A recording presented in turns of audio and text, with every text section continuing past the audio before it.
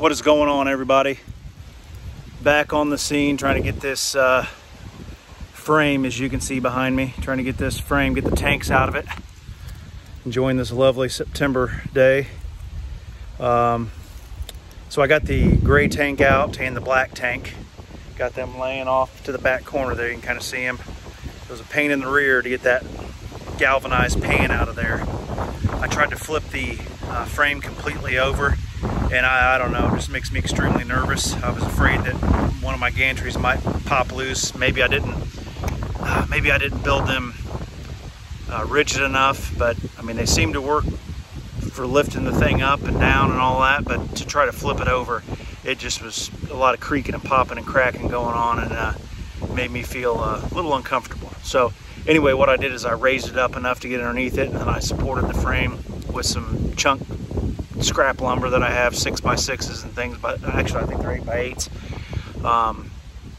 And just to make sure that, you know, it wasn't going to go anywhere, and I lowered the frame down on those to give me the ability to feel comfortable getting underneath there, and was using a little impact driver. Got everything out for the pan that covers the gray tank and the black tank, just to kind of be a little redundant here, and got it dropped. What I did is, because, you know, as soon as that thing drops, obviously your tanks are going to come down with it. So I used some twine, basically some heavy duty twine. We call it pull string. Used some of that to tie up the tanks, and that way when that pan fell, the tank stayed up in place, and then I was able to come back and cut my string and drop the tanks down gently. So they appear to be in good shape. Certainly there was a mouse living, or something living, in the gray and black tank, so I'm going to spray them out real good with my pressure washer, clean them off real good, fill them with water, see what happens. Hopefully there's not any cracks or anything like that, because they are fairly costly to replace. But the snag I'm running into is the freshwater tank.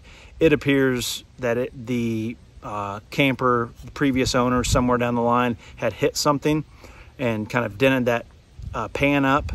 I know that the tank was good when I first got it, because little did I know, it sat all winter with water in it, a full tank of water. Well, I shouldn't say all winter, but pretty damn close. And I had determined that there was water in there when I was doing some renovating, and I ended up crawling underneath the camper and finding the drain plug and draining everything out. So that told me that even though there was damage to the pan, that the tank was still holding water, if that all makes sense. So anyway, I've got 3 bolts that I just can't get out. I've been just rolling around underneath this thing and banging on with a sledgehammer and everything else. Thought about drilling them out, but they're 1/2-inch bolts. It's pretty big job, you know, especially trying to do it with battery drills. So I just sprayed them down with some Blaster. I'm not being paid by Blaster, but this product does seem to work pretty well, so I just sprayed them down with that, and gonna let those 3 soak for a little while and come back and try to tackle it again. Plus my battery went dead on the drill, so I figured now's a good time to take a break, go inside, get some lunch, and kind of just gather my thoughts and get back out here. So just wanted to give you guys an update on this. I will say too, to circle back as far as flipping the frame, my frame was, in the videos that I've seen online, this is a double axle 31-foot length camper, so the frame is roughly 28 feet long. The frame bent a little bit when I tried to flip it the first time, and that there again made me uncomfortable as well.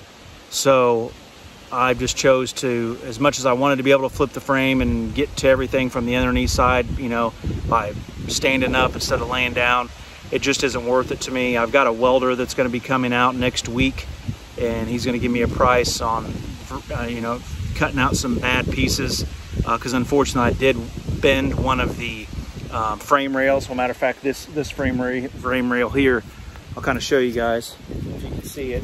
It's hard to see when it's up like this, but as you look down through the line, you can see where it kicks back to the be your left, I guess. That's the issue. When I was trying to pick it up, that's what caused that's the bend that happened. So he's going to come out. He doesn't think it's too big of a deal. He's going to try to put a box underneath it and straighten it up as best as he can, and then cut the bent piece out and replace it. So things are moving along.